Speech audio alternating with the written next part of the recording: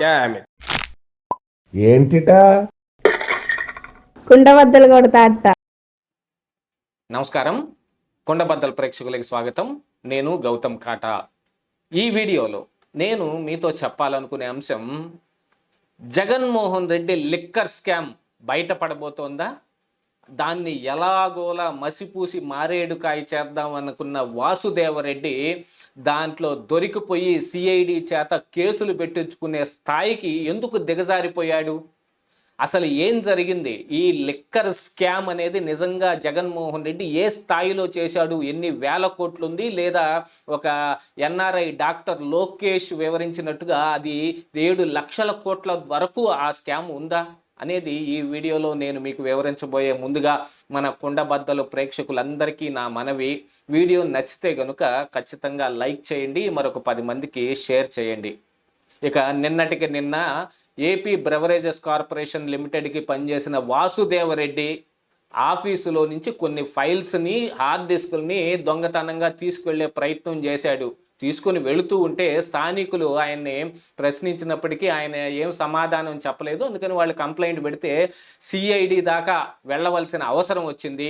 CID ఆ కేసును నమోదు చేసి హైదరాబాదులో ఉన్న వాసుదేవరెడ్డి ఇంట్లో సోదాలు జరిపి ఆయన గట్టిగా ప్రశ్నించటం జరిగింది. ఆయన ఇంట్లో ఆయన తస్కరించుకొని తీసుకుని వచ్చిన ఫైల్స్ కానీ హార్డ్ డిస్కులు కానీ కూడా బయటపడ్డాయి. దాంతో సిఐడి ఆయన మీద కేసు నమోదు చేసింది. అసలు వాసుదేవరెడ్డికి ఇప్పుడు బ్రెవరేజెస్ కార్పొరేషన్ లిమిటెడ్ ఆఫీస్కి ఏ సంబంధం లేదు. ఎందుకంటే election commission model code of conduct వచ్చిన తర్వాత ఈ మద్యం తయారవుతున్న ఫ్యాక్టరీల నుంచి డైరెక్టుగా లారీలు వైఎస్ఆర్సీపీ నాయకుల ఇళ్లకు కానీ వాళ్ళ స్థావరాలకు కానీ తరలి వెళ్ళిపోతున్నట్టు, ఆ మద్యాన్ని విచ్చలవిడిగా వాళ్ళు పంచుతూ ఉన్నట్టుగా కొన్ని ఆధారాలు లభించిన మీదట ఎలక్షన్ కమిషన్ ఆయన్ని ఆ పదవి నుంచి వేరే చోటకి మార్చటం జరిగింది.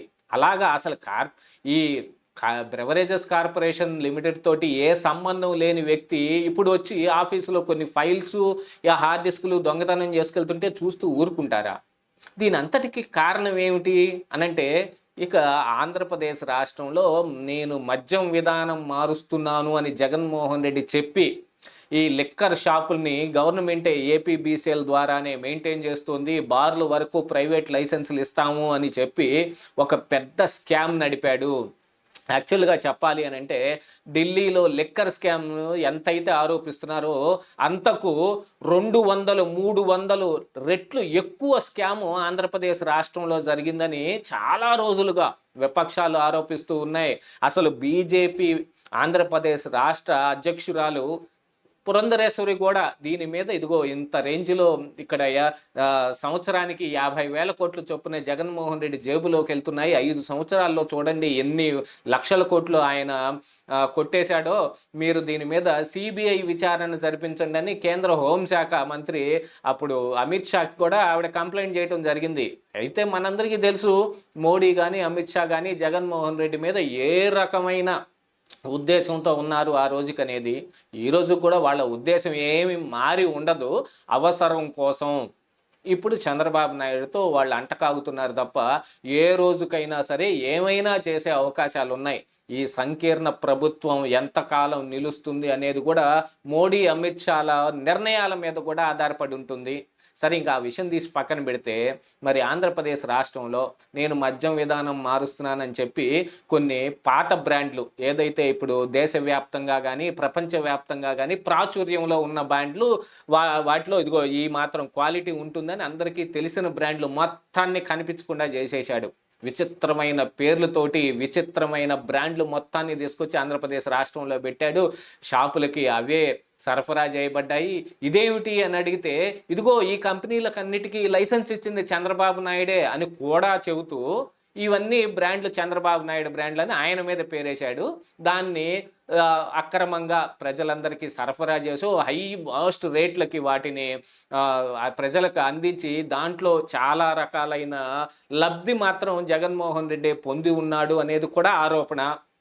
అందులో ఏమాత్రం నిజం ఉందనేది ఇప్పుడు బయటకు రావాలి.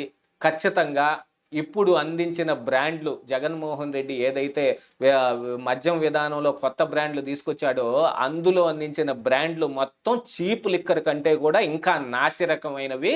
వాటిని అత్యంత ఎక్కువ రేట్లకి 200 రెట్లు 300 రెట్లు ఎక్కువ రేట్లకి ప్రజలకు అందించి కేవలం నగదు మాత్రమే ఈ షాపుల్లో తీసుకొని డిజిటల్ పేమెంట్స్ తీసుకోకుండా అందులో ఉన్న ఈ డబ్బు మొత్తాన్ని పోగేసుకొని తాడేపల్లి ఇంటికి చేరవేశారు అనేది పురంధరేశ్వరే కాదు, విపక్ష నాయకులు చాలామంది ఆరోపించారు. ప్రజలందరూ కూడా ఇదే మాట్లాడుకుంటూ వచ్చారు. ఈ బ్రాండ్లు తాగి చచ్చిపోయిన వాళ్ళు కూడా చాలామంది ఉన్నారు, ఆరోగ్య సమస్యలు వచ్చిన వాళ్ళు ఎంతోమంది ఉన్నారు అని పురంధరేశ్వరి ఆరోపణలో ఉంది. ఇక ఈ మద్యం విధానం మొత్తాన్ని మారుస్తూ దాన్ని మొత్తం చంద్రబాబు నాయుడిని ఎత్తిన వేసే ప్రయత్నం కూడా చేశాడు. ఈ బ్రాండ్లన్నీ ఆయన ఇచ్చిందే అని. కాకపోతే దాని వెనక జరిగిన అసలు రహస్యం ఏమిటి అని అంటే, ఏ కంపెనీలకైతే చంద్రబాబు నాయుడు పర్మిషన్ ఇచ్చాడో ఆ రోజున ఆ కంపెనీలు మొత్తాన్ని భయపెట్టో బతిమిలాడో ఇంకొక రకంగా మభ్యపెట్టో ఆ కంపెనీల మొత్తాన్ని వైకాపా నాయకులు హస్తగతం చేసుకున్నారు. లీజుకు తీసుకోనివ్వండి, కొనేసుకోనివ్వండి, ఏమైనా జరగనివ్వండి. అందులోనే ఈ దిక్కుమాలిన బ్రాండ్లు మొత్తం తయారయ్యి ఈ షాపులకి అందించబడ్డాయి, ప్రజలకు చేరవేయబడ్డాయి.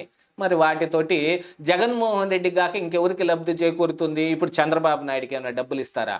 మొన్నటికి మొన్న చంద్రబాబు నాయుడు అమెరికా వెళ్ళిన సమయంలో కూడా జోగి రమేష్ లాంటి వాళ్ళందరూ ఆరోపించారు, ఇలాంటి వాటిల్లో సంపాదించిన మొత్తం ఎక్కడో దాచిపెట్టడానికి వెళ్ళాడు అని.